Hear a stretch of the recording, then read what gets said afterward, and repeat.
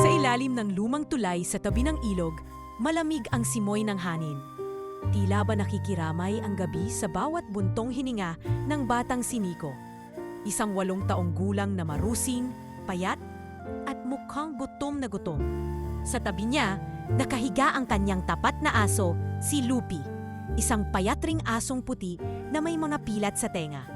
Ang kasama niyang sako ay punong-puno ng mga pinulot na plastik at lata, mga gamit na ibinebenta niya sa junk shop para lang makabili ng kaunting pagkain. Lupi, bukas hahanapin natin yung matagal mo ng gustong buto, bulong ni Nico habang hinahaplos ang ulo ng aso. Kumawag si Lupi, tila ba nauunawaan ang pangako ng bata. Kumalam ang tiyan ni Nico at napapikit siya sa gutom. Wala na siyang kinita ngayong araw, halos wala na ring laman ang plastik na sako. Hindi niya alam kung paano siya mabubuhay sa mga susunod na araw. Pero sanay na siyang magtiis. Si Nico ay ulilang lubos. Iniwan siya sa ampunan noon pero hindi siya nagtagal doon. Pinagtatawanan at pinapalo siya ng ilang mga mas matatandang bata. Kaya isang araw, nagpa siya siyang tumakas. Simula noon, ang kalsada na ang kanyang naging tahanan at si Lupi lang ang kanyang naging pamilya. Sa umaga, naglalakad siya sa mga kalsada ng Maynila. Nagbabakasakaling makahanap ng mga recyclable na bagay. Minsan, pinapalad siya at may nagbibigay ng barya. Minsan, pinapalaya siya. Lalo na kapag lumalapit sa mga tindahan. Pero sa kabila ng lahat, nananatili siyang masayahin. May mga pagkakataon pa nga na naglalaro siya mag-isa, gamit ang mga lumang goma o lata. Pinapaniwala ang sarili na okay lang kahit mag-isa. Isang gabi, habang umuupo sa ilalim ng tulay, napatingin siya sa malayo. Sa kabila ng kalsada, may makikita siyang isang magarang restaurant. Maliwanag, puno ng mga tao na masaya at nagkatasayahan. Mula sa bintana, nakikita niya ang mga pamilyang masaya nagkakainan ng mga masasarap na pagkain. Tumulo ang laway niya, pero hindi niya magawang lumapit. Lupi, sa tingin mo, makakapasok kaya tayo dyan? Tanong niya sa aso. Tumahol si Lupi ng mahina, tila sumasang-ayon. Siguro bukas, susubukan natin. Hindi naman siguro masamang humingi ng kaunting pagkain, di ba? Dagdag pa niya, sabay haplos sa makapal na balahibo ng kaibigan. Lumipas ang gabi at si Nico ay napahiga sa gilid ng tulay. Pinisil-pisil ang sikmura. Hindi siya makatulog sa gutom. Ngunit sa kabila ng lahat, hindi siya nawala ng pag-asa. Sa isipan niya, palaging may liwanag na baka bukas ay maging mas mabuti ang lahat. Kinabukasan, maagang nagising si Nico. Tinipon niya ang kaunting nalikom na lata at plastik, naglakad papunta sa junk shop at ibinenta ito. Nakakuha siya ng 15 piso, sapat para makabili ng kaunting pandesal at sardinas. Binili niya ito, hinati-hati para kay Lupi at para sa sarili. Habang kumakain, napatitig siya muli sa magarang restaurant na nakita niya kagabi. Nico, kaya mo yan, bulong niya sa sarili. Magsusubok lang naman, hindi ka naman magnanakaw, hihingi lang. Lumapit siya sa pintuan ng restaurant, minenerbiyos pero matapang. Binuksan niya ang mabigat na salamin na pinto. At agad siyang sinalubong ng malamig na aircon at mabangong amoy ng mga luto. Pero bago pa siya makalapit sa kahit kaninong waiter, may bumungad ng matinis na boses. Hoy bata, anong ginagawa mo dito? Isang waiter si Jojo ang lumapit. Tinitingnan siya mula ulo hanggang paa. Nakita ang maduming damit ni Nico, ang sako niyang bitbit at agad itong nainis. Boss, may pulubi rito. Sigaw ni Jojo sa manager. Biglang lumabas si Marvin, ang manager ng restaurant. Matangkad, maputi, nakaayos ang buhok at may malaking relo sa kamay. Napakunot ang noo niya nang makita si Nico. Ano ka ba naman, bata? Ang baho-baho mo. Lumayas ka nga rito. Pero naglatas loob si Nico. Kuya, pwedeng humingi lang ng konting tinapay? Para po kay Lupi, gutom na siya. Humagalpak sa tawa si Marvin. Para sa aso pa talaga. Hoy, hindi ito charity ha. Lumayas ka. Nagsimulang magumpukan ang mga tao sa paligid. May mga customer na nagtatawanan. May mga waiter na nagtutulungan magtaboy sa bata palabas. Ang iba, nagtataas ng kilay, napapailing. Magsialis na, bago ka pa ipatawag sa guard, bulyaw ni Marvin. Nahihiya, lumuluha. Tinakbo ni Nico ang palabas ng restaurant. Yakap-yakap niya ang kanyang sako. At nang makita si Lupi sa labas, niyakap niya ito ng mahigpit. Sorry Lupi, hindi tayo pinapasok, bulong niya habang umiiyak. Ang hindi nila alam, mula sa isang sulok ng restaurant, may matandang lalaki na nakaupo.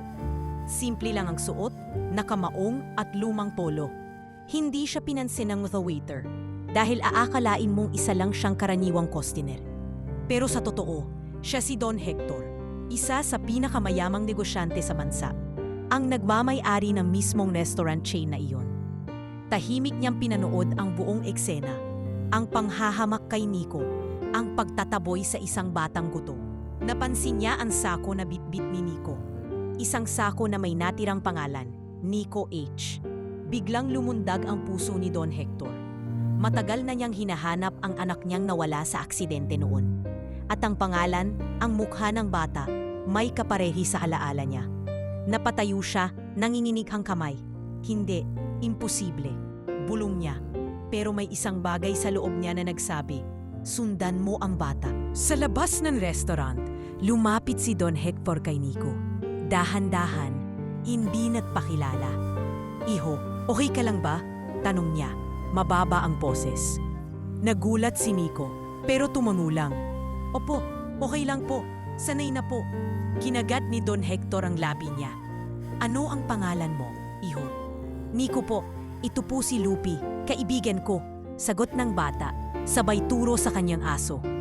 Nag-init ang mata ni Don Hector, pinipigilan ng luha. Nico, bulong niya. Ako si Mang Hector. Gusto ko bang sumama sa akin, Nico? Gusto mong kumain? Napangiti si Nico. Medyo nagtataka. Totoo po? Hindi po ba kayo magagalit? Umiling si Don Hector. Hindi, Nico. Halika. Bukas aayain kitang mag-almusal. Tara, kaibigan muna tayo. Habang naglalakad palayo si Don Hector at Nico, sa ilalim ng liwanag ng poste, tila ba nagsisimula ng magbago ang mundo ng batang walang-wala. Sa kanyang puso, umaasa si Nico. Baka sa wakas, makahanap na rin siya ng pamilya. Kinabukasan, maaga pa lang ay gising na si Nico.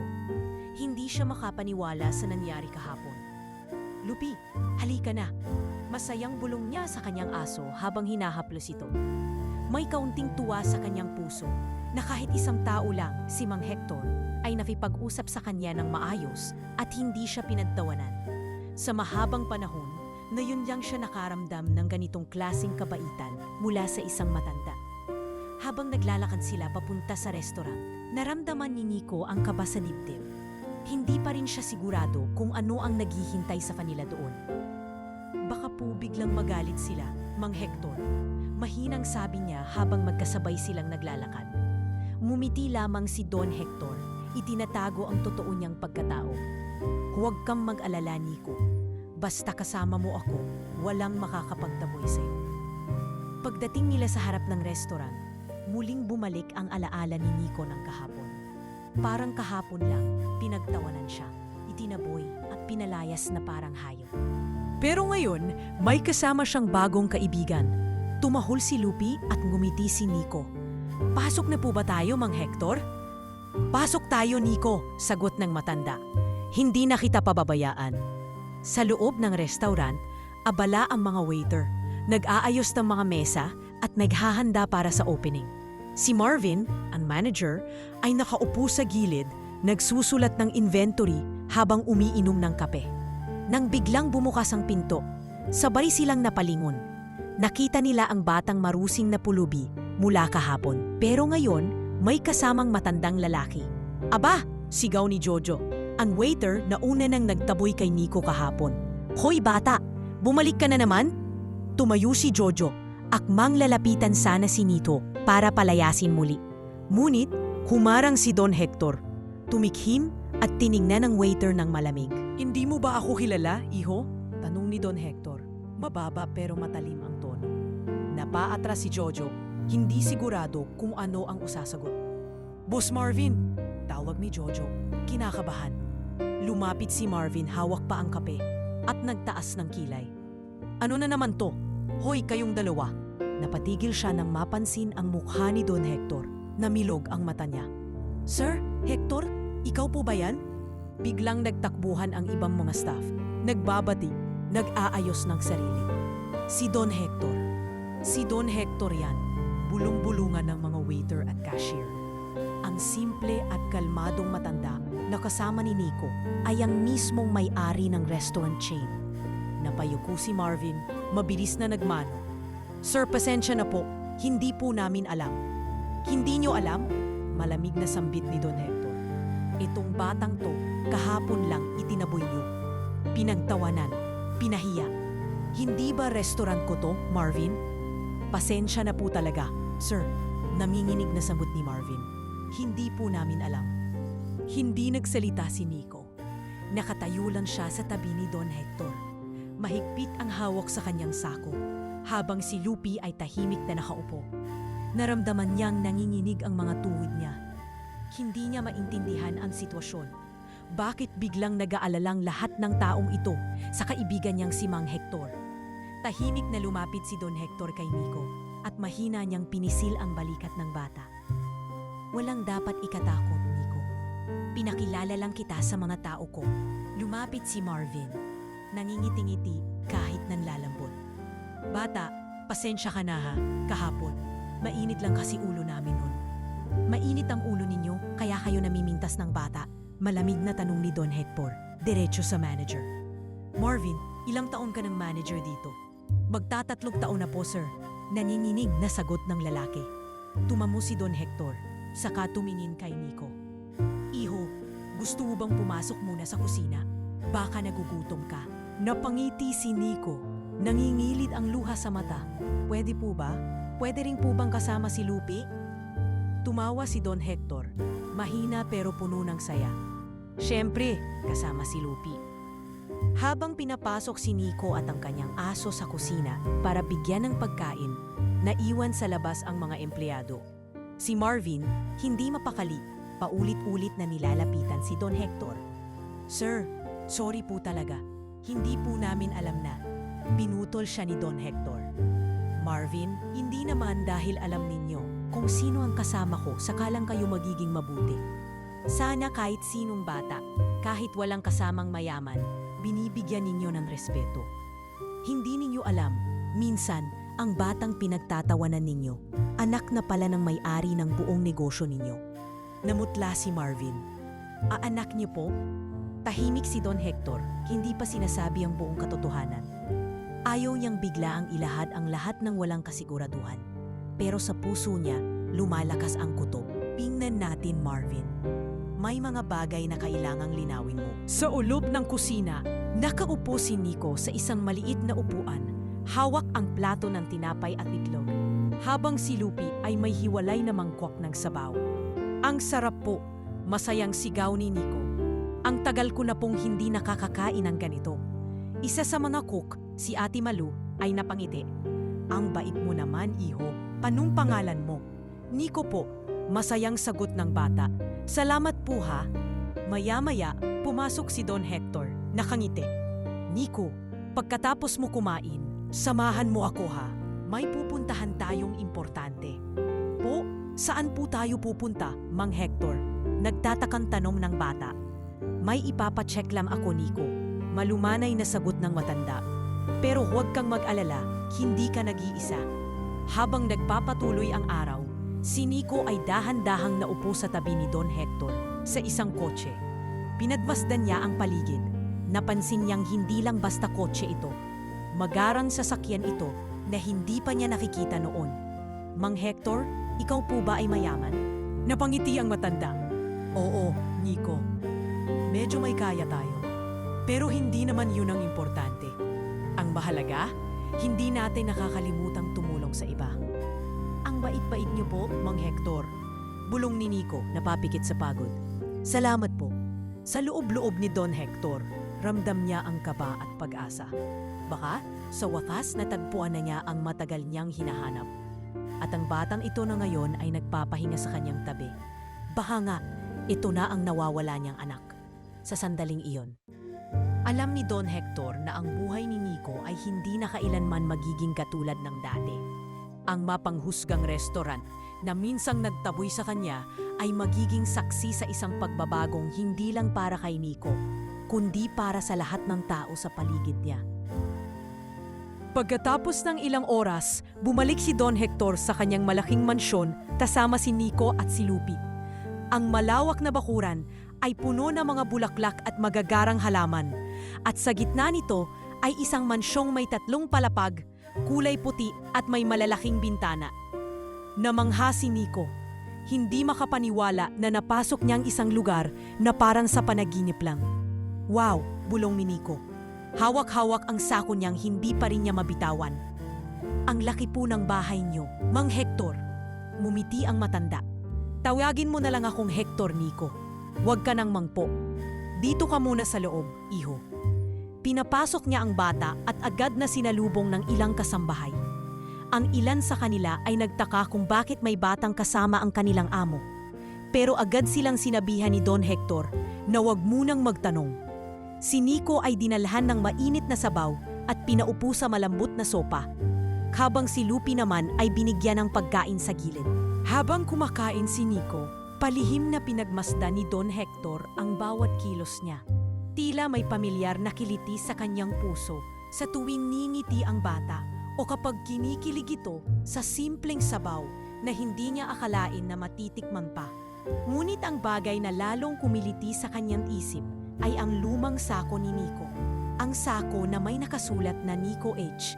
Nagsimulang magtanong si Don Hector sa mga kasambahay. Mabait ba ang batang yan? Pansinin niyo ang kanyang birthmark sa kaliwang braso. Isa sa mga katulong ang lumapit kay Nico at nagsabi, Nico, baka gusto mong maghugas ng kamay, iho.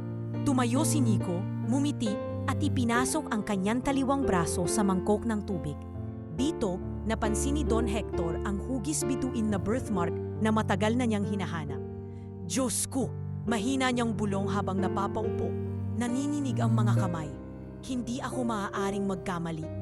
Lumapit si Nico, may hawak pang pandesal.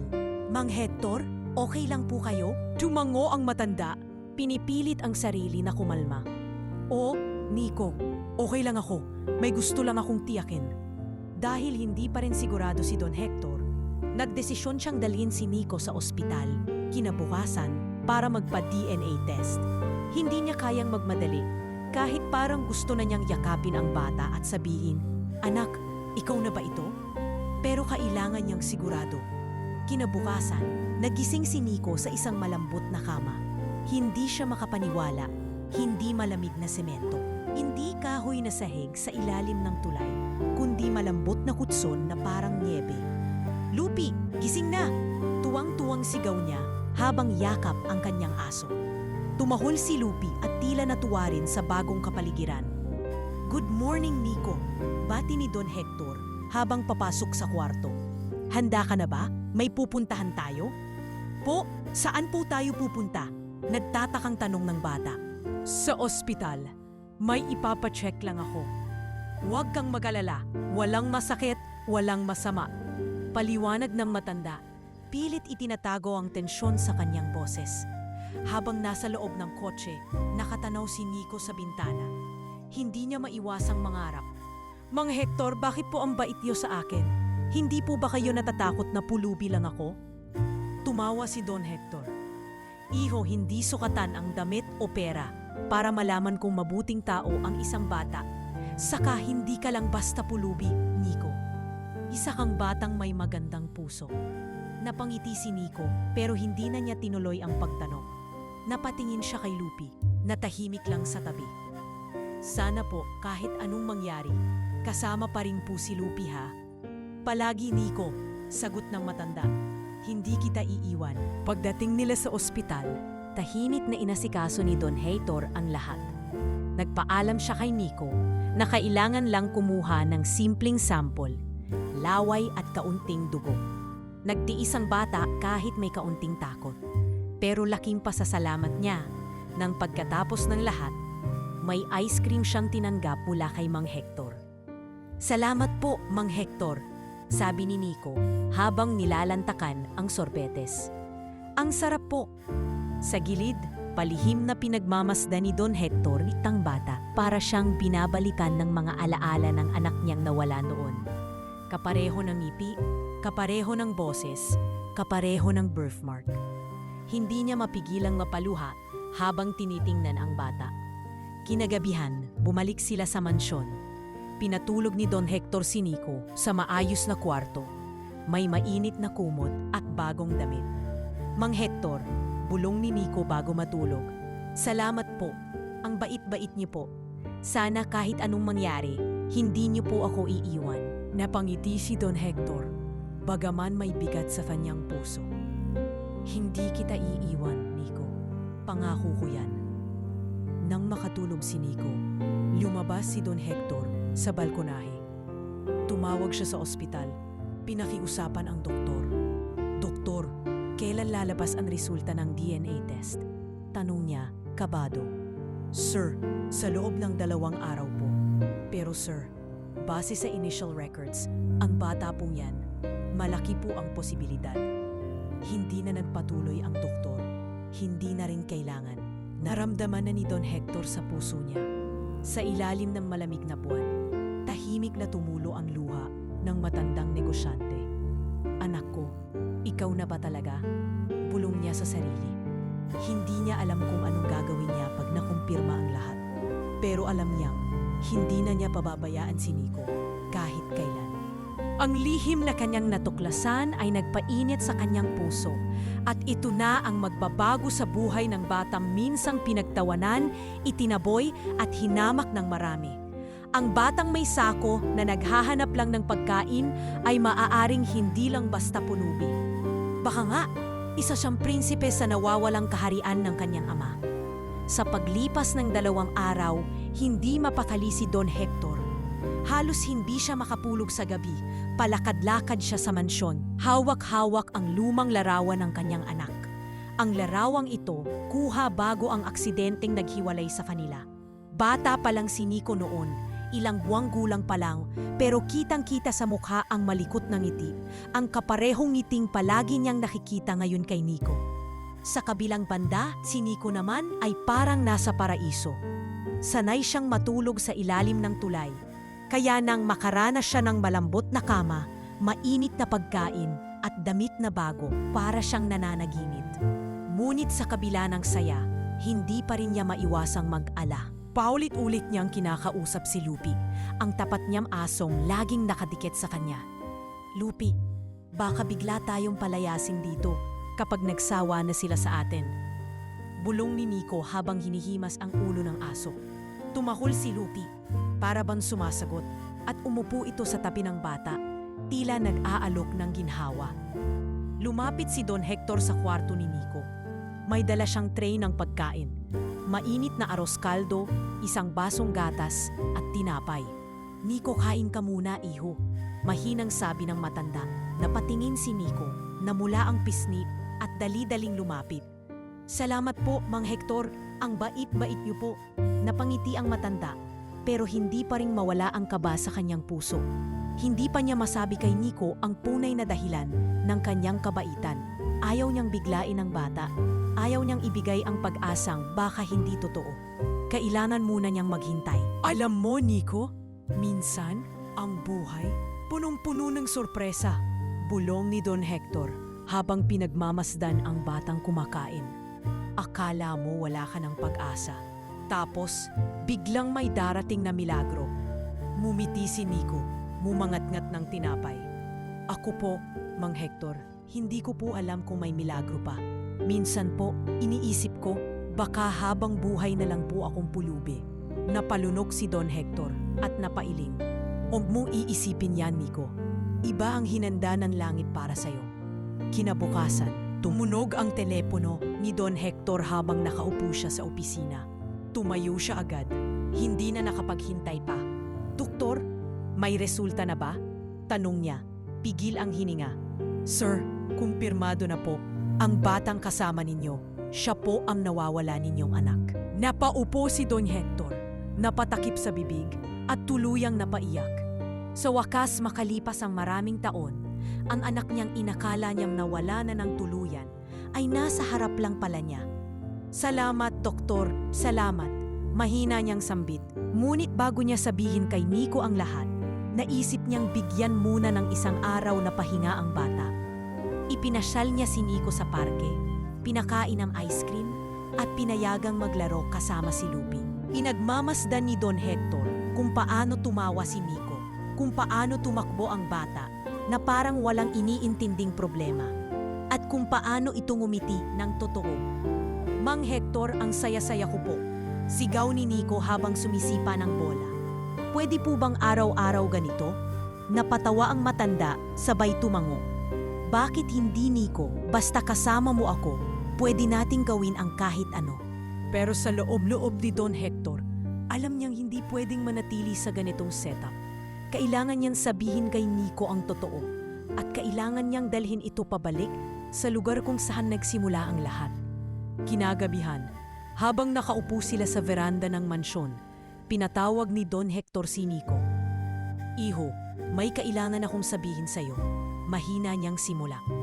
Napatigil si Nico sa paglalaro kay Lupi, lumapit sa matanda at umupo sa tabi nito. Opo, Mang Hector? Inosenteng tanong ng bata. Hinawakan ni Don Hector ang kamay ni Nico. Matagal na akong naghahanap ng isang taong mahalaga sa akin, Nico. Matagal ko nang hinahanap ang anak ko. Napakunot ang noo ni Nico. Anak niyo po? Asan po siya? Malalim ang buntong hininga ni Don Hector. Hindi ko alam, Nico. Nawala siya noon. Bata pa lang. Pero may nagsabi sa akin na baka ikaw yun, Nico. At gusto kong malaman mo na hindi na kita pababayaan. Hindi alam ni Nico kung ano ang isasagot. Napatingin lang siya kay Don Hector, naguguluhan, pero ramdam niyang may sinseridad ang matanda.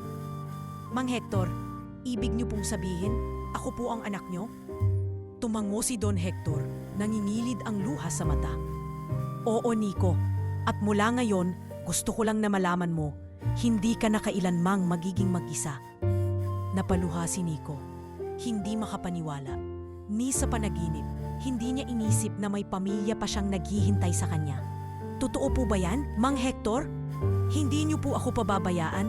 Mahigpit na niyakap ni Don Hector ang bata. Hindi, anak, pangako yan ni Papa. Sa tabi nila, tumahol si Lupi, para bang nagsasabi ng, tama na Nico, nahanap mo na ang pamilya mo. Sa gabing iyon sa ilalim ng bituin, natagpuan ni Nico ang tahanang matagal niyang hinahanap at hindi na kailanmang mawawala sa kanya. Kinabukasan, nagising si Nico na may kakaibang saya sa dibdib. Hindi na malamig na semento ang kanyang higaan. Hindi na sako ang kumot na niyayakap niya sa gabi. Ang bagong kwarto niya sa mansyon ni Don Hector ay punong-puno ng mga laruan, makukulay na unan at malalambot na kumot. Sa tabi niya, si Lupi, himbing at nakadapa sa maliit na dog bed na bagong biling ni Don Hector. Pagkabukas niya ng bintana, sumalubong ang sinad ng araw at bigla siyang napangiti. Ang ganda pala ng araw kapag hindi ka giniginaw. Bulong ni Nico, sabay himas kay Lupi. Pagbaba niya sa dining area, nandun na si Don Hector, nakaupo at nagbabasa ng dyaryo habang umiinom ng kape. Nang makita niya si Nico, agad siyang ngumiti at itinabi ang dyaryo. Good morning, anak. Halika na, kain tayo. Good morning po, Mang Hector. Ay, Papa, nahihiyang sabi ni Nico, halatang hindi pa sanay. Napatawa si Don Hector, sabay haplos sa ulo ng bata. Walang problema, anak. Unti-unti lang. Habang kumakain, nag-usap sila tungkol sa magiging araw nila. Plano ni Don Hector na pumunta sila sa ospital para pormal na mailabas ang DNA test results. Pero bago iyon, gusto niya munang dalhin si Nico sa isang espesyal na lugar, ang mismong restaurant na pinag-umpisahan ng lahat. Pumasok ang kotse ni Don Hector sa parking lot ng magarang restaurant. Bumaba sila ni Nico, ngayon ay nakaayos na ng maayos. Bagong polo shirt, bagong shorts at sapatos. Si Lupi ay may suot ding maliit na harness, maayos at malinis. Naglakad sila papasok at agad napansin ng mga staff ang pagdating nila. Nagkandarapang lumapit si Marvin, ang manager. Sir! Sir Hector! Magandang umaga po. Nangingiting bati niya, halatang ninenerbiyos. Hindi niya inaasahan na babalik ang batang hinamak niya kahapon. Lalo pa ngayon, kasama na nito ang mismong may-ari ng kumpanya. Magandang umaga, Marvin. Malamig pero kalmadong bati ni Don Hector. Gusto ko lang ipakilala sa inyo, si Nico, ang anak ko. Nanlaki ang mata ng lahat ng staff. Anak? Sir, siya po ba yung nabubulol na tanong ni Marvin? Oo, mariing sagot ni Don Hector. Siya yung batang itinaboy niyo kahapon. Hindi ba, Marvin? Hindi ba't ikaw mismo ang nagsigaw sa kanya? Sinabihan siyang walang lugar dito? Namumutla na si Marvin. Sir, pasensya na po. Hindi po namin alam. Hindi po namin sinasadya. Nagsimula na siyang magmakaawa. Ang ibang staff, nakatungo, hindi makatingin sa bata. Tahimik lang si Nico, hawak ang sako niyang dala-dala pa rin. Tinapik siya ni Don Hector sa balikat. Nico, may gusto ka bang sabihin sa kanila? Nag-isip si Nico, tapos dahan-dahang nagsalita. Salamat po sa mga taong tumulong sa akin kahit mahirap ako. Pero sana po, sa susunod, hindi na kayo magtataboy ng bata o kahit sinong mahirap. Kasi masakit po. Natahimik ang buong restaurant. Walang nagsalita, walang gumalaw. Tila lahat ay natameme sa harap ng batang minsang pinagtawanan nila at ngayon ay bumalik bilang anak ng pinakamakapangyarihan nilang boss.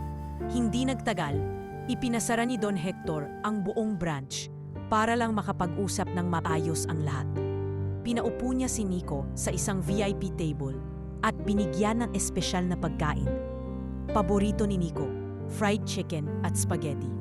Si Lupi ay binigyan ng dog treats. Habang kumakain si Nico, kinausap ni Don Hector si Marvin at ang buong staff. Alam nyo, hindi ko kayo papagalitan o tatanggalin agad. Seryosong sabi ni Don Hector. Pero kailangan nyong matutunan na ang kabutihan hindi lang para sa mga may pera. Lahat ng tao may halaga. Bata man, matanda, mahirap, mayaman. Tumango ang ilan, ang iba naman ay halatang napapahiya. Si Marvin, hindi mapakali. Sir, pasensya na po talaga. Magbabago na po ako. Pangako. Hindi pa rin makapaniwala si Nico sa nangyayari.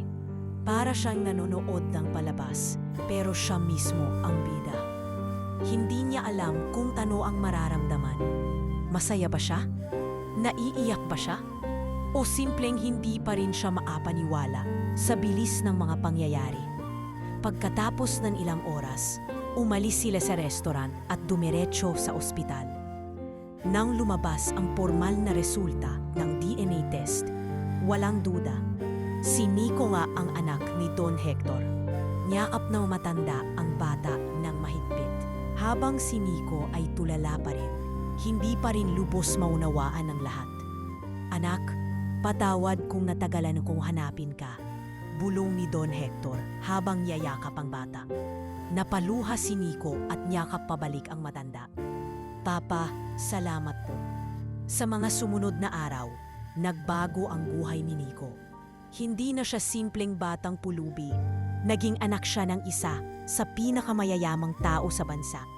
Pero higit sa lahat, nagkaroon siya ng pamilya, ng tahanan, at ng mga taong handang magmahal sa kanya. At kahit anong yaman ang dumating, hindi niya kailanman kinalimutan ang mga taong naging bahagi ng kanyang nakaraan.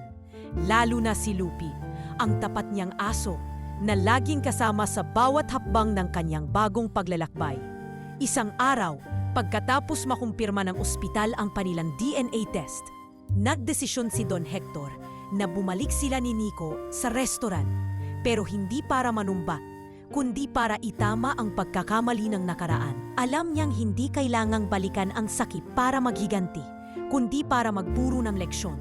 At alam niya ring si Nico, kahit bata pa, ay may pusong handang magpatawad. Maagang naghanda si Nico. Sa tulong ng mga kasambahay, nagdiris siya ng bagong polo na kulay asul. May maliit na burdang pangalan niya sa bulsa. Nakasuot siya ng maayos na pantalon, may bagong sapatos na puti, at may kaunting gel pa sa buhok. Nang humarap siya sa salamin, hindi niya halos makilala ang sarili. Lupi, tingnan mo, bulong niya sa kanyang aso. Mukha na ba akong mayaman?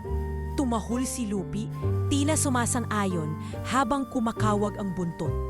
Sa ibaba, naghihintay si Don Hector, naka-formal na coat at naka-polished na sapatos. "Handa ka na ba, anak?" tanong niya kay Nico. Mumiti habang itinatali ang kanyang relo. "Opo, Papa," sagot ni Nico.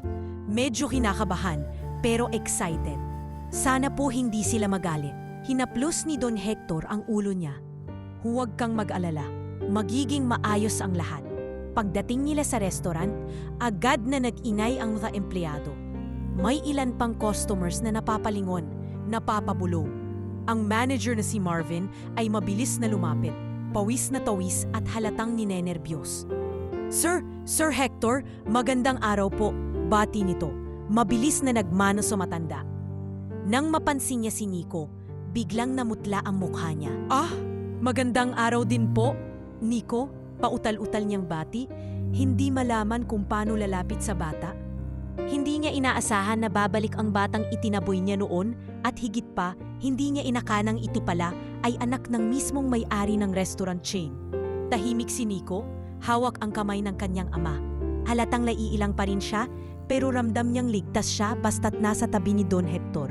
"Marvin," malumanay na sabi ni Don Hector, "pwede ba kaming umupo sa VIP table?" "Siyempre po, sir, siyempre po." Mabilis na sagot ng manager. Halos maghabol ng hininga sa pagmamadali. Habang nakaupo sila sa mesa, sinilbiran si Nico ng espesyal na pagkain. Spaghetti, chicken at fries, paborito niyang mga pagkain. Si Lupi naman ay binigyan ng special dog treats.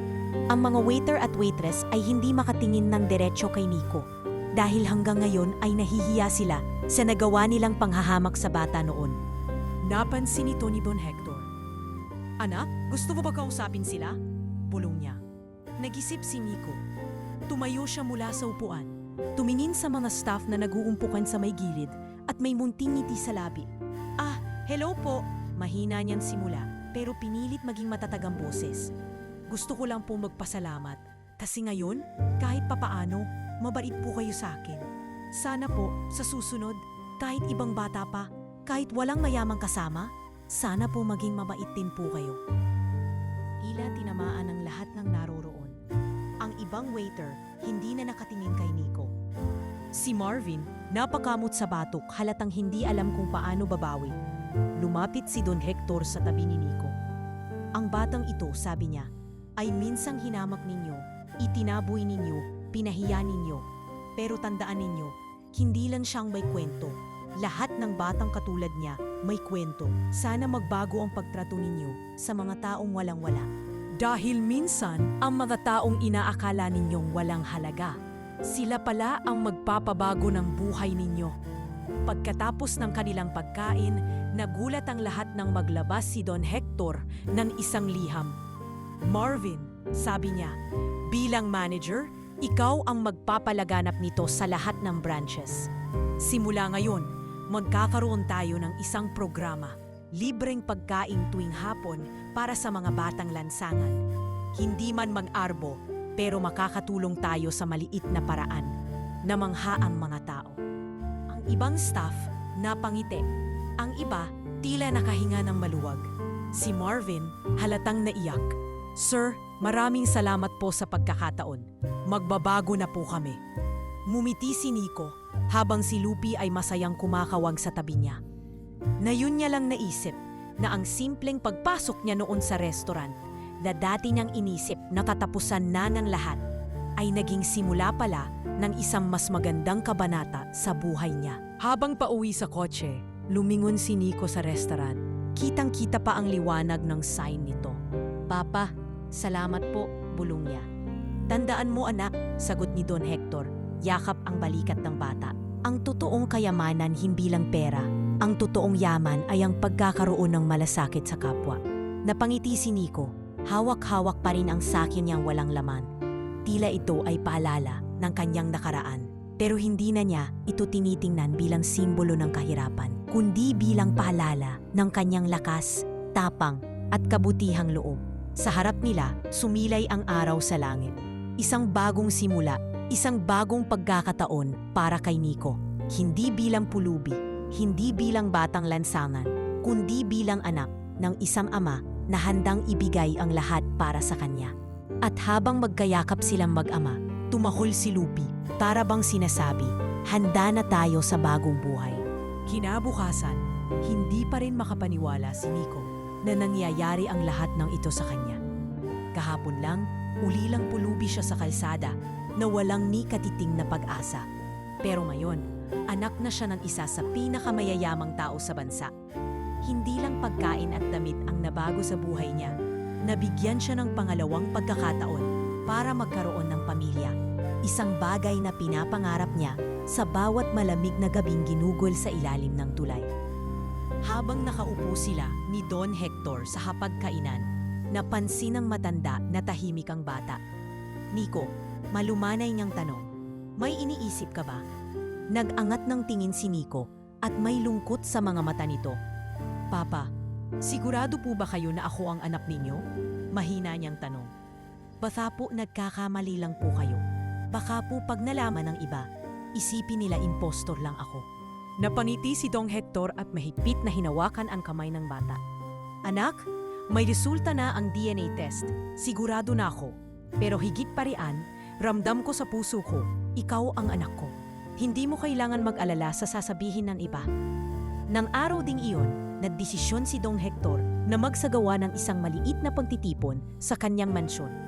Inimbitahan niya ang ilang malalapit na kaibigan, mga kasosyo sa negosyo, at ilan sa mga tauhan ng kumpanya.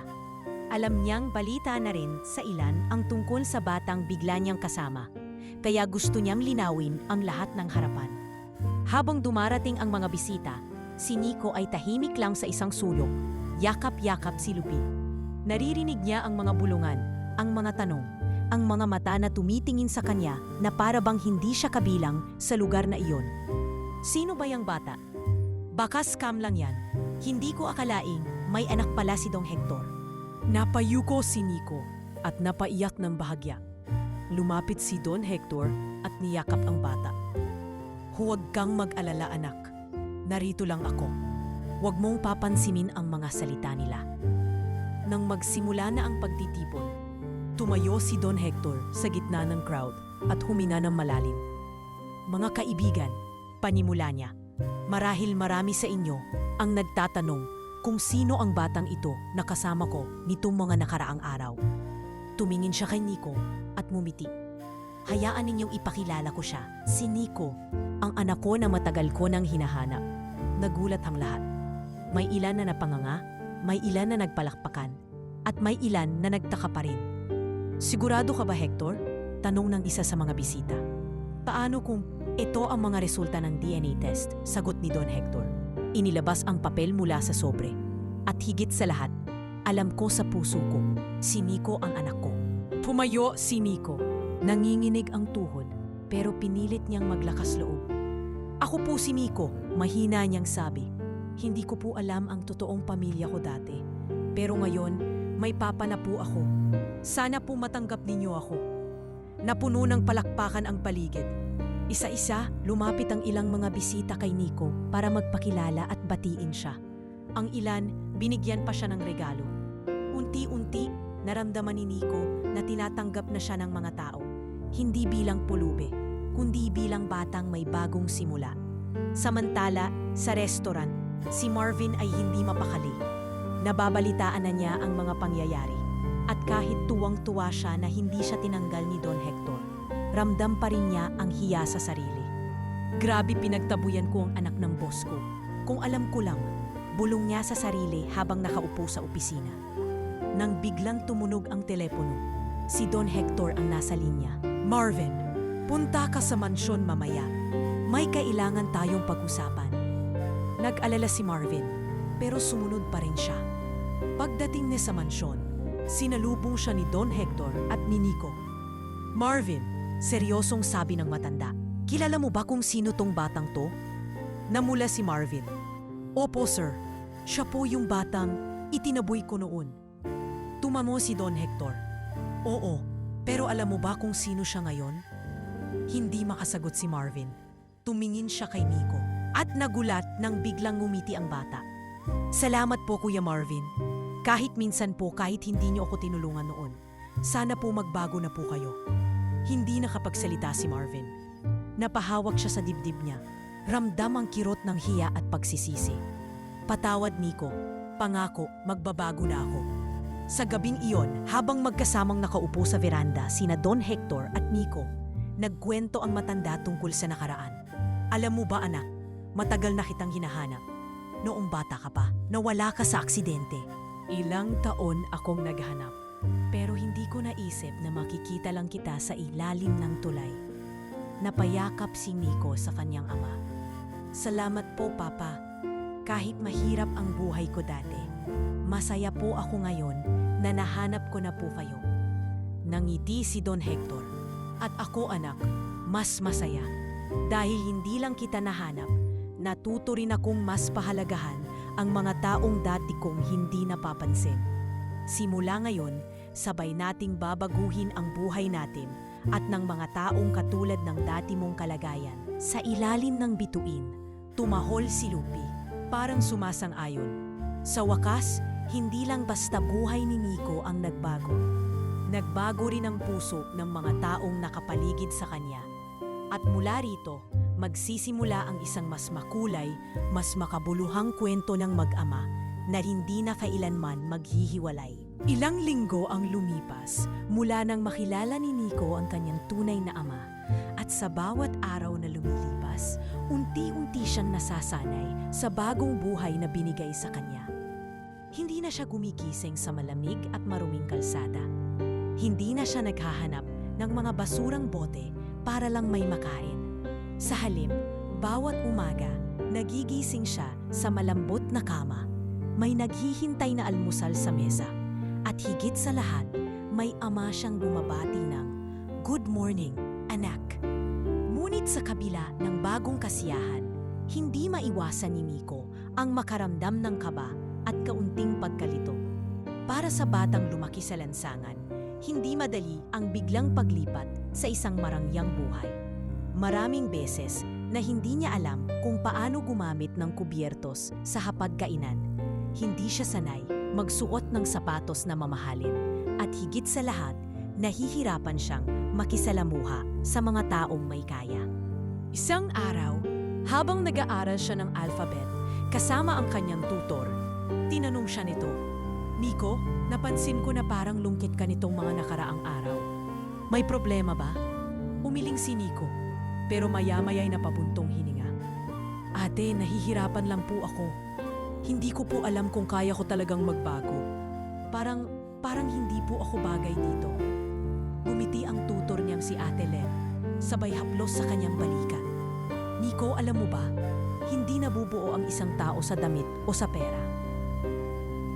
Nabubuo ang isang tao sa puso niya. At ikaw, kahit bago ka lang dito, mabuting bata ka. Kaya mo to." Samantala, si Don Hector ay abala sa paghahanda ng enrollment papers ni Nico sa isang pribadong paaralan. Gusto niyang mabigyan ng tamang edukasyon ang anak, pero alam niyang magiging hamon ito para sa batang walang formal na pag-aaral noon. Isang gabi, hagang magkaharap silang mag-ama sa hapagkainan, nagbukas ng usapan si Don Hector. "Anak, may gusto sana akong sabihin sa'yo." Nag-angat ng tingin si Nico, medyo kinakabahan. "Po? Ano po yun, Papa?" "Gusto kitang pag-aralin sa isang magandang paaralan," sabi ni Don Hector. "Pero alam ko ring hindi magiging madali. Kaya kumuha ako ng tutor para tulungan ka. At kapag handa ka na, pwede kang pumasok sa klase." Napayuko si Nico. "Papa, baka po mapahiya lang po ako doon." "Hindi po ako marunong. Baka pagtawanan lang po nila ako."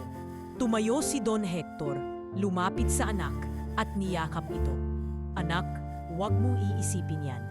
Hindi mahalaga kung mabagal ka man sa una. Ang mahalaga, natututo ka. At nandito lang ako, palagi, para suportahan ka." Lumipas ang mga linggo at dahan-dahang natututo si Nico. Tinuruan siya ng basic na pagbasa at pagsusulat, mga simpleng arithmetic at mga basic na aral tungkol sa mundo. Natutunan niyang humarap sa ibang tao, maging magalang At higit sa lahat, nagkaroon siya ng kumpiyansa sa sarili. Isang araw, isinama siya ni Don Hector sa charity event na inorganisa nila para sa mga batang lansangan. Nang makita ni Nico ang mga batang tulad niya noon, marurungis, gutom, at naglalakad-lakad sa paligid para lang makahanap ng pagkain, hindi niya nipigilan ang sarili. Lumapit siya sa kanila, nagpakilala, at naglaro kasama sila. "Nico, anak, hindi ka ba mapapagod?" tanong ni Don Hector, habang pinagmamasdan ang anak na nakikipaghabulan sa mga batang kalsada. Mumiti si Nico, pawisan pero masaya. "Hindi po, Papa, ang saya po kasi. Parang ako po sila noon." Doon napagtanto ni Don Hector ang isang napakahalagang bagay. Si Nico, kahit nagbago na ang kanyang buhay, hindi nito kinalimutan kung saan siya nanggaling. Puso pa rin siya para sa mga naiwan sa kalsada. Isang gabi, habang nasa veranda sila at pinagmamasdan ang mga bituin, tinanong ni Nico ang kanyang ama, "Papa, pwede po ba tumulong din po tayo sa ibang bata na walang bahay?" Nagulat si Don Hector, pero napangiti. "Anak, yun din ang iniisip ko. Gagawa tayo ng feeding program para sa kanila at kung gusto mo, pwede kang tumulong." "Talaga po?" Tuwang-tuwang sigaw ni Nico. "Gusto ko pong magbigay ng pagkain sa kanila, Papa. Gusto ko pong magkwento sa kanila kung paano po nagbago ang buhay ko." Humagalpak ng tawa si Don Hector sabay yakap sa anak. "Sige anak, gagawin natin yan." Sa mga sumunod na linggo, nagsimula ang programang pinangalan ng Nico's Home. Nagbukas sila ng maliit na center para sa mga batang lansangan kung saan may libreng pagkain, basic na edukasyon at kaunting libangan. Si Nico mismo ang isa sa mga nagbigay ng inspirasyon sa mga bata. Kinuwento niya ang kanyang pinagdaanan, kung paano siya minsan natulog sa ilalim ng tulay, kung paano siya naglakad ng gutom, at kung paano siya natagpuan ng kanyang ama. Alam ninyo, hindi ibig sabihin na pulubi tayo ngayon, pulubi na tayo habang buhay. Sabi ni Nico sa harap ng mga bata, "Basta't mabait tayo, basta't may pangarap tayo, may darating na tulong. Huwag lang tayong susuko."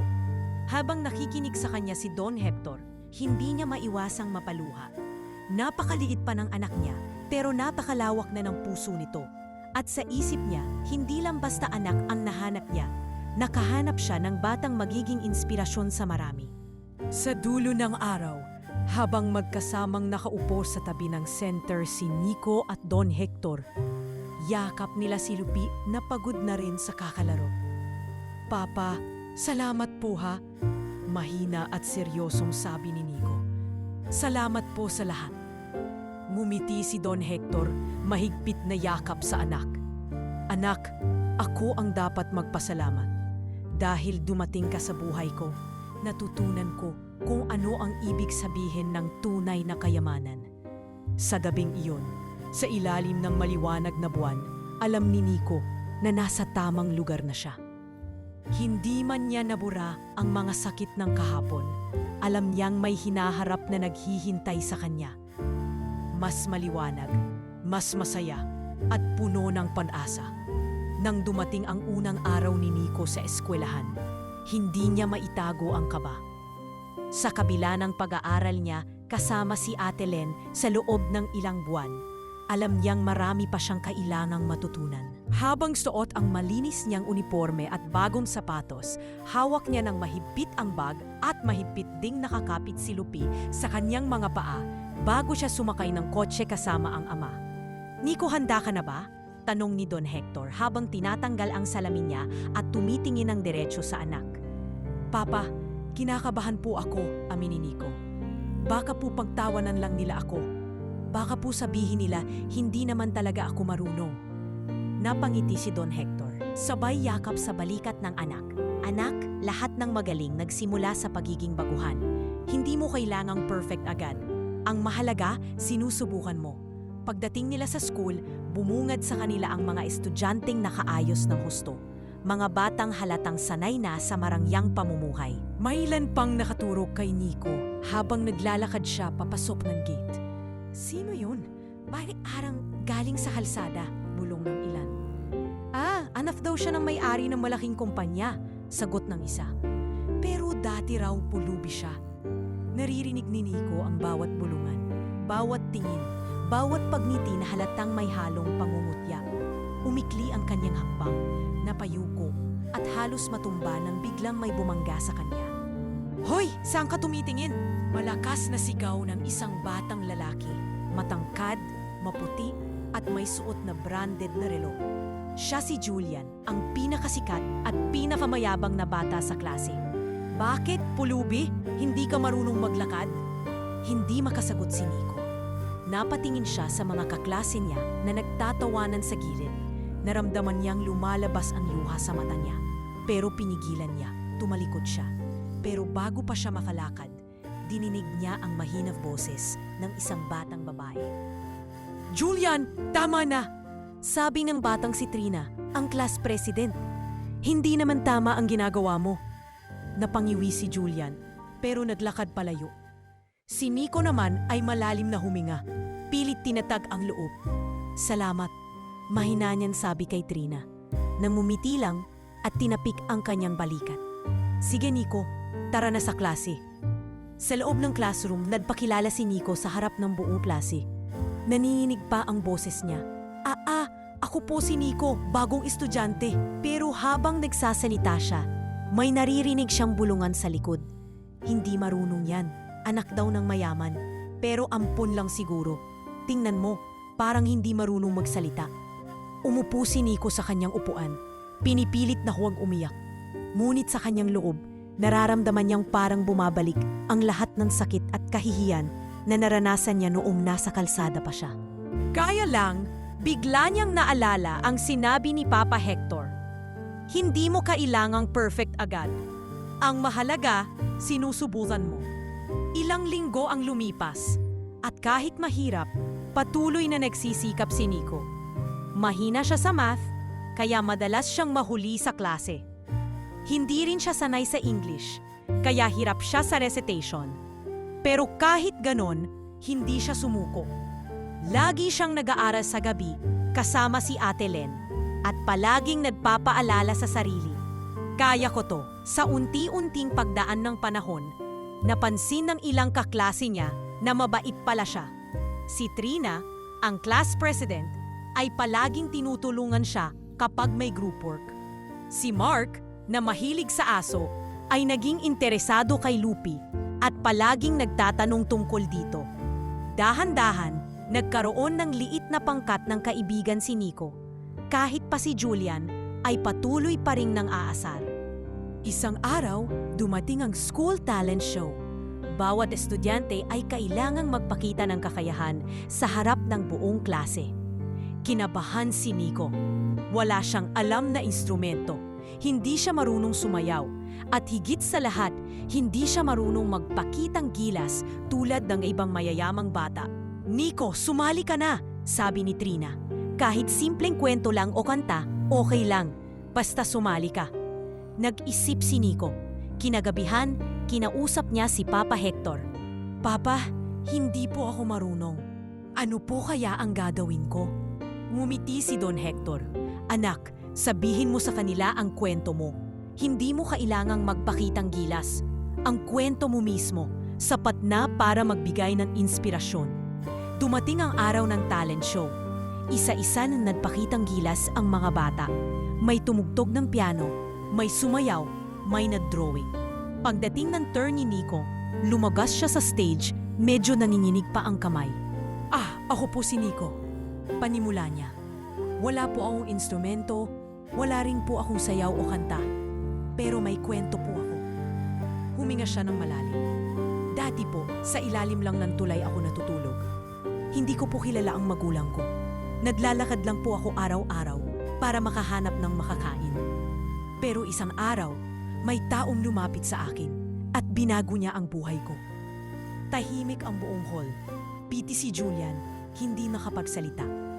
Ngayon po, natututo na po ako.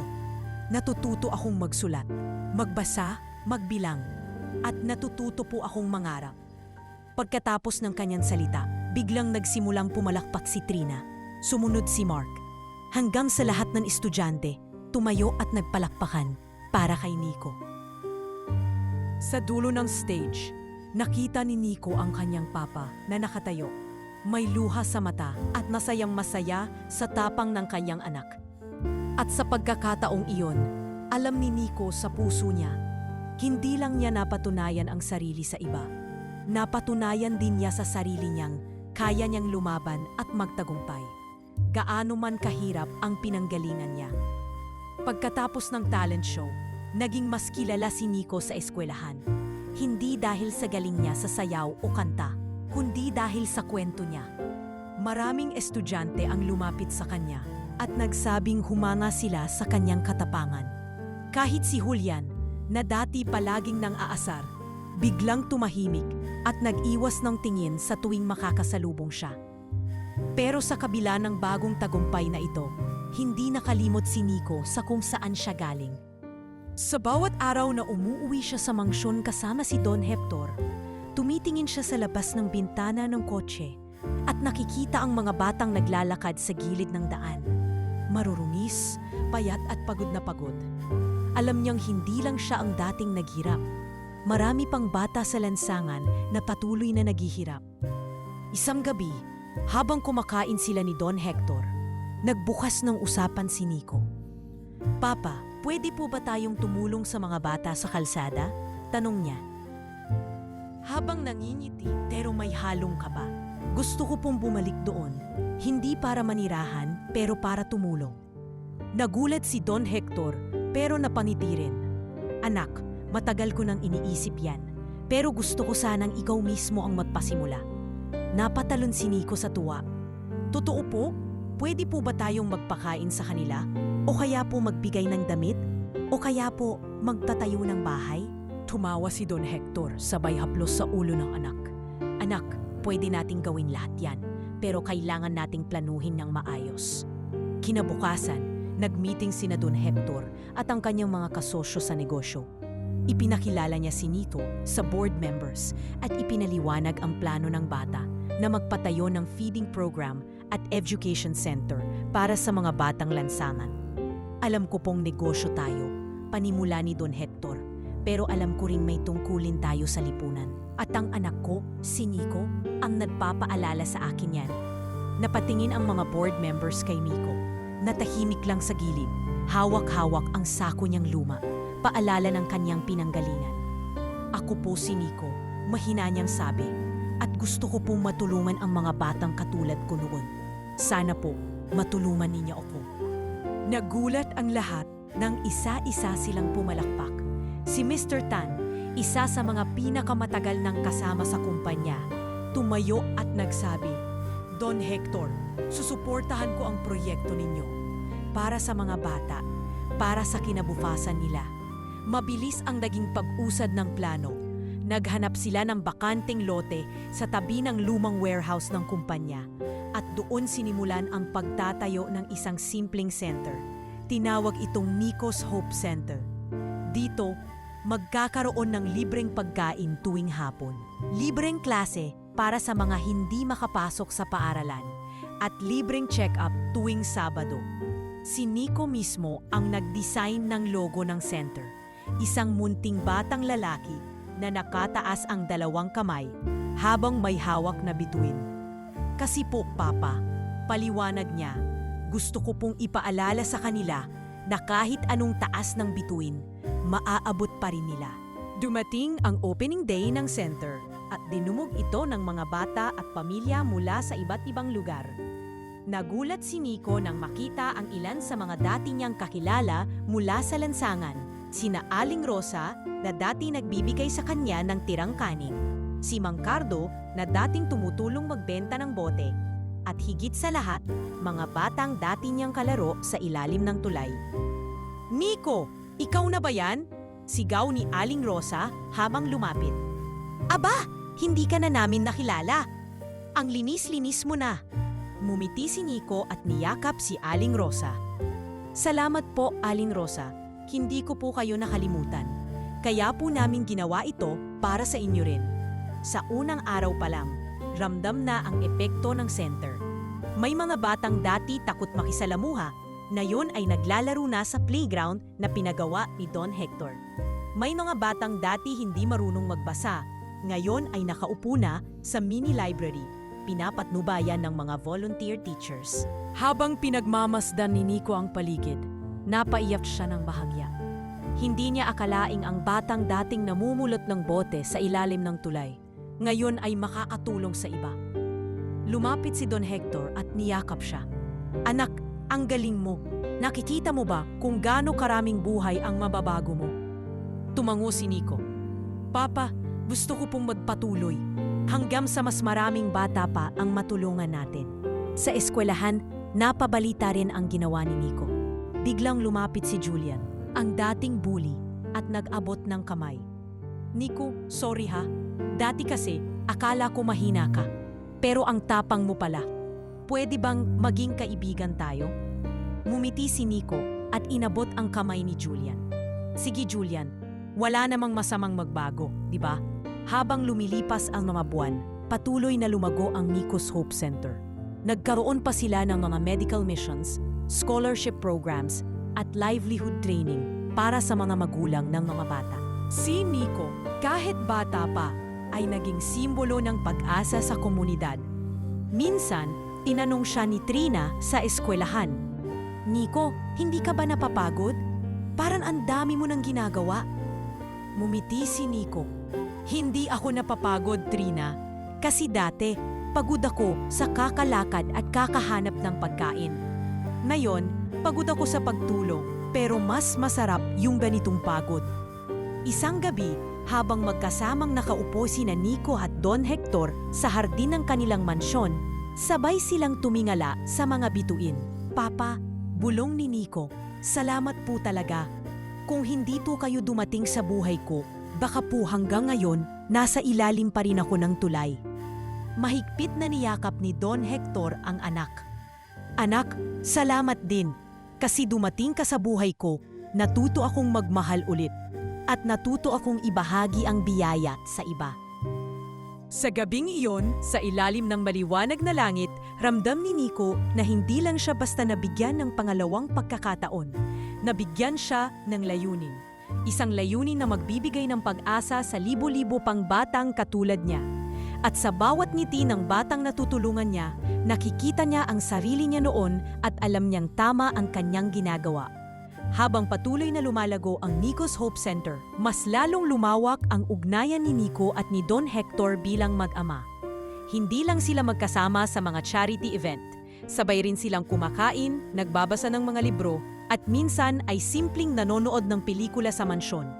Dati, si Nico ay sanay mag-isa sa ilalim ng tulay, kausap lang si Lupi. Pero ngayon, nararamdaman niya ang init ng isang pamilyang matagal niyang pinangarap. Ngunit higit pa sa pagbibigay ng material na tulong, mas tumindi ang kagustuhan ni Don Hector na palawakin ang kanilang pamilya. Isang gabi habang magkasamang nakaupo sa sala, biglang magsalita si Don Hector habang hawak-hawak ang lumang album ng mga larawan. Anak, may naiisip ako, panimula niya. Marami tayong batang natutulungan sa center. Pero paano kaya kung may ilan doon na ampunin natin? Para lumaki silang may pamilya, hindi lang basta tinutulungan mula sa labas. Napatingin si Nico, nanlaki ang mga mata. Papa, ibig niyo pong sabihin magkakaroon ako ng mga kapatid? Tumawa si Don Hector, sabay haplos sa buhok ni Nico. Oo anak, gusto mo ba yon? Mumiti si Nico ng buong buo. Opo, gusto ko po. Mas marami, mas masaya. Sa sumunod na buwan, nagsimula ang proseso ng pag-aampon. Pinili ni Don Hector at Nico ang ilang bata mula sa center. Mga batang walang magulang, pero may mabubuting puso at pangarap. Isa na rito si Luis, isang 7 taong gulang na bata na mahilig mag-drawing. Si Jenny, isang 6 na taong gulang na mahilig sumayaw.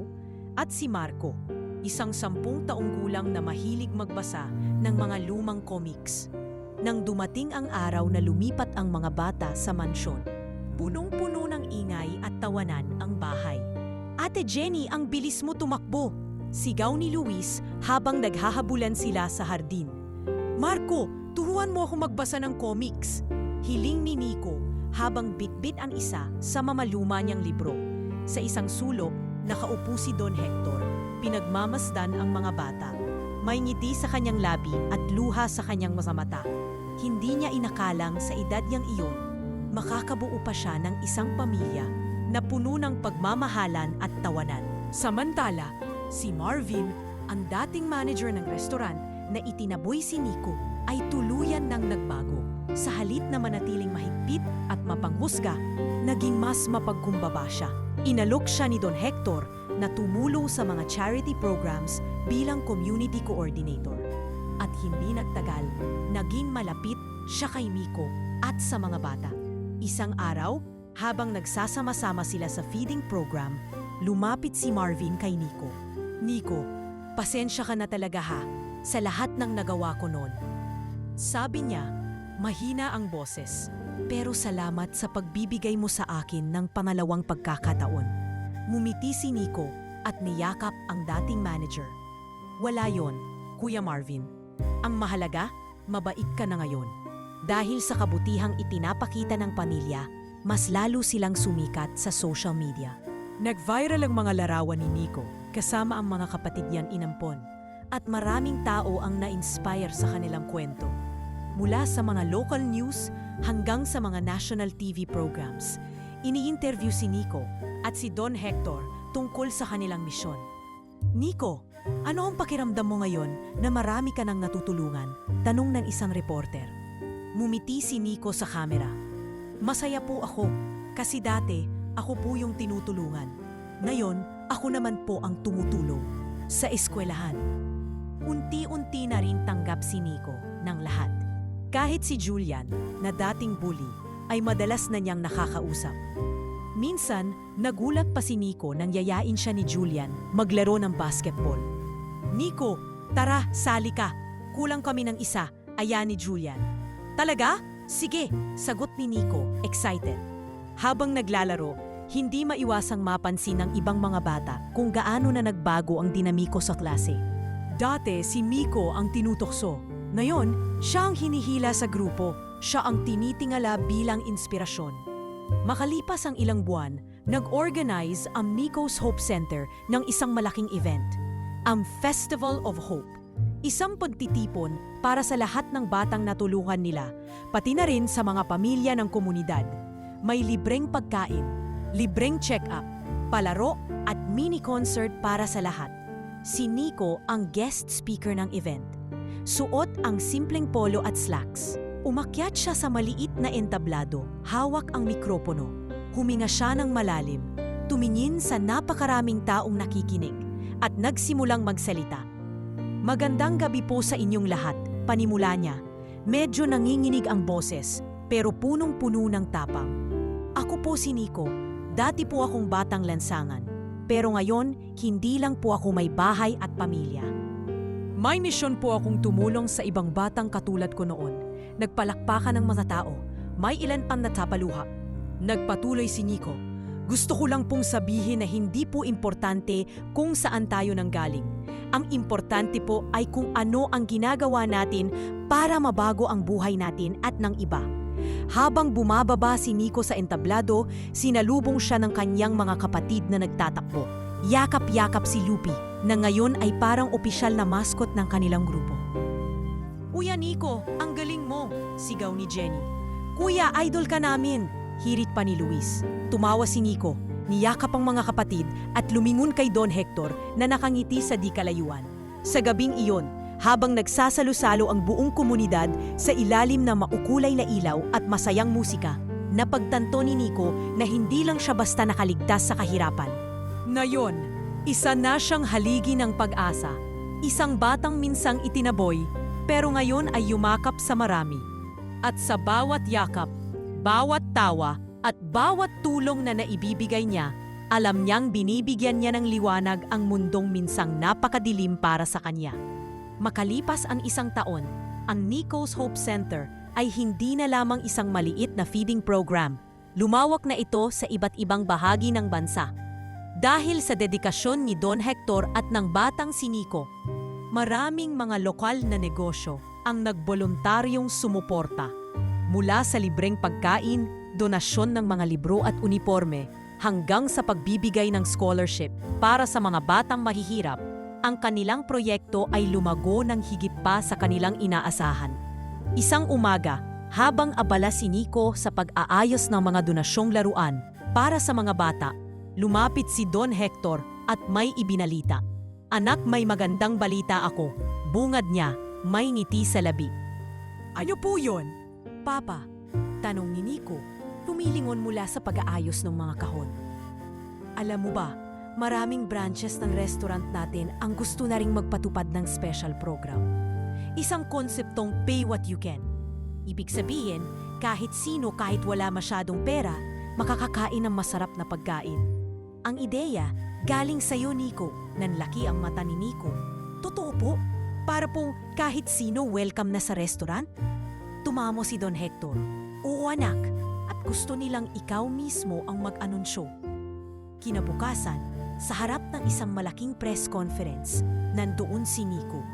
Nakaupo sa tabi ng kanyang ama, habang ang mga kamera at mikropono ay nakatutok sa kanila. "Magandang araw po sa inyong lahat." Panimula ni Don Hector, "Kami po ay nagpapasalamat sa lahat ng sumuporta sa Nico's Hope Center. Ngayon, nagadala kaming i-anunsyo ang aming bagong programa sa mga restaurant, ang Pay What You Can program, na inspired ng kwento at puso ng anak ko, si Nico." Nagbigay ng munting mensahe si Nico kahit medyo nahihiya pa rin. "Gusto ko lang pong sabihin na sana po, huwag tayong matakot tumulong. Kasi po, kahit maliit, basta galing sa puso, makakatulong po tayo sa iba." Nagpalakpakan ang buong crowd. Ang press, sobrang natuwa at agad naglabas ng mga headlines.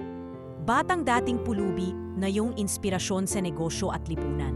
Sa mga sumunod na linggo, naging viral sa social media ang kwento ni Nico.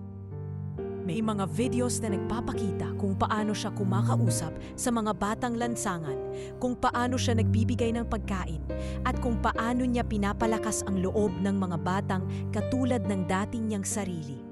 Nag-imbita pa ang ilang international charity organizations kay Don Hector at kay Nico para sa mga forums at talks. Nagulat ang lahat nang sa isa sa mga events, mismong si Nico ang tumayo sa entablado. Nagsalita sa harap ng maraming tao at ibinahagi ang kanyang journey. "Dati po, natutulog lang ako sa ilalim ng tulay," sabi ni Nico, medyo naninilid ang luha sa mata. "Dati naglalakad lang ako para manghingi ng pagkain. Pero ngayon, natutunan ko po na hindi pala hadlang ang pinanggalingan natin para makatulong sa iba." Sa opisina ng kumpanya, bumilib ang maraming empleyado sa pinapakita ni Nico. Maraming mga branch manager ang humiling kay Don Hector na sana ay makapunta si Nico sa kanilang lugar para makilala siya ng staff. At kahit kabataan pa lamang, dahan-dahan na ring tinuturuan si Nico ng ilang simpleng aspeto ng negosyo. "Anak," sabi ni Don Hector isang gabi habang nakaupo sila sa study room, "gusto mo bang matutunan ang pagpapatakbo ng negosyo? Para paglaki mo, ikaw na ang magpatuloy?" Napaisip si Nico, "Papa, hindi pa po ako magaling sa ganyan, pero gusto ko pong matuto para po matulungan ko rin kayo." Ngumiti si Don Hector, sabay haplos sa balikat ng anak. "Yan ang gusto ko, anak. Hindi mo kailangang madaliin. Basta dahan-dahan, matututunan mo rin ang lahat." Habang lumilipas ang panahon, naging mas hands-on si Nico sa mga proyekto ng kanilang negosyo. Kapag may mga branch opening, naroon siya. Kapag may outreach program, siya ang nagsasalita. Maraming tao ang napuwa sa kababaang loob ng bata at maraming business partner ang lalong humanga sa passion ng mag-ama. May isang pagkakataong, habang binibisita nila ang bagong Pay What You Can branch sa Maynila, lumapit ang isang lola na may kasamang 2 apo. "Nico, salamat anak ha," sabi ng matanda habang pinapahiran ng luha ang kanyang mata. "Dahil sa inyo, nakakakain na po kami kahit walang pambayad. Blessing kayo sa amin." Napangiti si Nico at mahigpit na niyakap ang matanda. "Lola, hindi po kami ang blessing. Kayo po. Dahil po kayo ang inspirasyon namin." Isang araw, habang naglalakad si Nico sa paligid ng Nico's Hope Center, napansin niya ang dami ng mga batang tumatakbo, naglalaro at masayang masaya. Naisip niya, grabe, dati ako lang to. Ngayon ang dami na namin. Nilapitan siya ni Jenny, isa sa kanyang mga inampon na kapatid. Kuya Nico, maglaro tayo. Yaya ng bata habang hawak ang isang laruang bola. Tumawa si Nico, tumakbo palapit at nakipaglaro kasama ang mga kapatid at kaibigan. Sa gilid, si Don Hector ay tahimik lang na pinagmamasdan ng lahat, punong-puno ng pagmamalaki sa anak. Kinagabihan, habang magkayakap sa veranda sina Nico at Don Hector, pinagmamasdan nila ang gabi. Pata, sabi ni Nico, salamat po talaga dahil binago niyo po ang buhay ko. Napangiti si Don Hector. Anak, hindi lang ikaw ang binago ko. Binago mo rin ang buhay ko. Dahil sa'yo natutunan ko ang totoong halaga ng pera, ng negosyo at ng pamilya. Tahimik na umikot ang gabi, kasama ang malamig na simoy ng hangin. Sa ilalim ng mga bituin, magkasamang nanahimik ang mag-ama. Parehong alam sa kanilang puso na hindi pa tapos ang kanilang misyon. Marami pa silang matutulungan. Marami pang batang mabibigyan ng pag-asa. At para kay Nico, ang dating batang itinaboy sa restaurant, ang dating naglalakad sa ilalim ng araw para lang manghingi ng pagkain, ngayon, siya na ang nagiging liwanag para sa marami. Isang batang hindi lang nakaligtas, kundi umangat, lumaban at nagtagumpay. Para sa sarili, para sa pamilya, at para sa sambayanan. Ilang taon na ang lumipas mula nang nagbago ang buhay ni Nico. Dati, pulubi siya na nanginginig sa gutom sa ilalim ng tulay. Ngayon, siya'y isang kabataang edukado, may maayos na pamilya at kasama ni Don Hector sa pagpapatakbo ng kanilang lumalaking negosyo at mga charity program. Ngunit higit sa lahat, nanatili siyang mababang loob at puno ng malasakit. Isang batang hindi kailanman kinalimutan kung saan siya nagsimula. Na yung nasa edad 19 na si Nico, halos hindi siya makilala ng mga dating niyang nakasalamuha sa lansangan. Naging matangkad. Tumango si Nico at pinapasok ang ama. Naupo sila sa gilid ng kama at ilang sandali ang lumipas bago nagsalita si Don Rector. Anak, natutuwa ako sa'yo. Alam mo ba, minsan iniisip ko kung bakit ngayon talang kita nahanap. Sana noon pa. Sana mas maaga kitang nakasama. Nagpakita ng malungkot na ngiti si Nico. Papa, kahit po ngayon lang, masaya po ako kasi hindi ko po akalaing magkakaroon pa ako ng pamilya. Tumango si Don Hector at niyakap ang anak. Anak, gusto ko sanang sabihin sa'yo na matanda na ako. Darating ang araw, ikaw na ang magpapatuloy ng lahat. Kaya habang nandito pa ako, gusto kitang turuan hindi lang magpatakbo ng negosyo, kundi paano magmahal sa mga tao, paano magbigay sa mga nangangailangan, at paano maging isang mabuting leader. Niyakap ni Nico ang ama. Papa, pangako po, ipagpapatuloy ko po ang lahat ng sinimulan natin. Sa mga sumunod na buwan, naging mas abala si Nico sa kumpanya. Nakilala siya bilang co-CEO kahit bata pa dahil sa katalinohan, kabaitan at sipag na pinakita niya. Minsan, dumadalaw pa siya sa mga branches ng restaurant para makipagkamustahan sa mga staff, lalo na sa mga pay-what-you-can branches. Si Marvin, na dating manager na nagpalayas kay Nico noon, ay isa sa mga naging matalik niyang kaibigan. Naging tapat si Marvin sa pagbabago at naging bahagi rin siya ng charity arm ng kumpanya. Nico, hindi ko talaga makakalimutan yung araw na pinalayas kita noon. Sabi ni Marvin, minsang nagkakapi sila. Pero buti na lang binigyan mo ako ng pangalawang pagkakataon. Ngumiti si Nico. Kuya Marvin, walang maliit na tao. Lahat tayo may pagkakataong magbago. Hindi nadlaon na bukas ng bagong international branch ang kumpanya ni Don Hector sa Singapore at Hong Kong.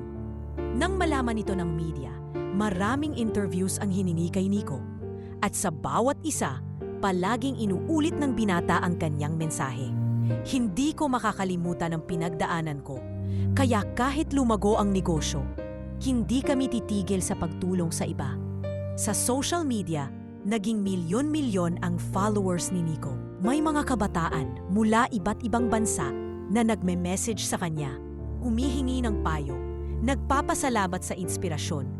Minsan, nagbabasa si Nico ng mga mensaheng, "Dahil sa'yo, bumangon ako sa depresyon." O tinulungan mo akong maniwala ulit sa sarili ko. Sa tuwing nababasa niya ang mga ito, napapaluha siya sa saya. Hindi siya makapaniwala na ang dating batang kulubi na halos mawala na ng pag-asa ay ngayon nagiging liwanag para sa iba. Isang araw, habang nagpapahinga sa hardin ng kanilang mansyon kasama si Lopi na kahit may edad na rin ay masigla pa rin, lumapit si Jenny, isa sa mga inampon nilang kapatid. "Kuya Nico, totoo bang ikakasal ka na sa Ate Maria?" Tanong ng batang babae na tangiting pilya. Namula si Nico. "Ha!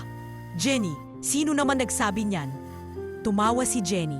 "Sabi ni Papa, sabi niya matagal mo na raw nililigawan si Ate Maria, yung volunteer sa center." Namula lalo si Nico, pero napangiti. Si Maria ay isa sa mga volunteer na tumulong noon sa Nico's Hope Center. Isang mabait, matalino at simple ring babae na naging malapit sa kanya. Hindi man niya aminin agad, alam niyang malapit na rin sa puso niya si Maria. Tingnan natin, sagot ni Nico, sabay kindat kay Jenny. "Bata ka pa, masyado ka pang tsismosa." Makalipas ang ilang taon, si Nico ay opisyal nang tumayo bilang CEO ng kumpanya. Nagretiro na si Don Hector, pero naging tagapayo pa rin sa anak. Ang Nico's Hope Foundation ay lumawak na sa buong bansa. May scholarship programs, mga clinic at livelihood training para sa mga pamilyang mahihirap. Sa kanilang kasal ni Maria, libo-libong tao ang sumaksi. Hindi lang mga negosyante o kaibigan, kundi pati mga batang tinulungan nila, mga dating pulubi, mga pamilya mula sa lansangan, at mga dating staff na naging kaibigan nila. Habang naglalakad si Nico sa altar, tiningnan niya si Don Hector na nakaupo sa unahan, nakangiti, hawat-hawak ang baston. Sa kanyang puso, alam niyang kahit anong tagumpay pa ang marating niya, hinding-hindi niya kakalimutan ang ugat ng lahat. Isang batang minsang ipinaboy, pero tinanggap at minahal. Sa dulo ng resepsyon, habang hawak ni Nico ang mikropono, nagsalita siya sa harap ng lahat. "Maraming salamat po sa inyong lahat," panimula niya. "Gusto ko lang pong ipaalala, wala pong maliit na tao sa mundo. Lahat po tayo may kwento, may halaga. Sana po, tulungan natin ang isa't isa. Kasi sa huli, ang yaman hindi po sa pera na susukat, kundi sa pagmamahal, sa pamilya, at sa pag-asa na binibigay natin sa isa't isa." Nagpalakpakan ang lahat. May mga umiyak, may mga nagyakapan. Sa harap ng maraming tao, si Nico ay hindi lang basta batang binigyan ng bagong buhay. Siya'y simbolo ng muling pagbangon, ng pagbibigay ng pag-asa, ng pagmamahal na kayang magbago ng mundo. Habang niyayakap niya si Maria, si Don Hector, si Jenny, si Luis, si Marco at ang buong pamilya nila, naramdaman niyang kumpleto na ang kanyang mundo. Hindi na siya kailanman mag-iisa, at sa puso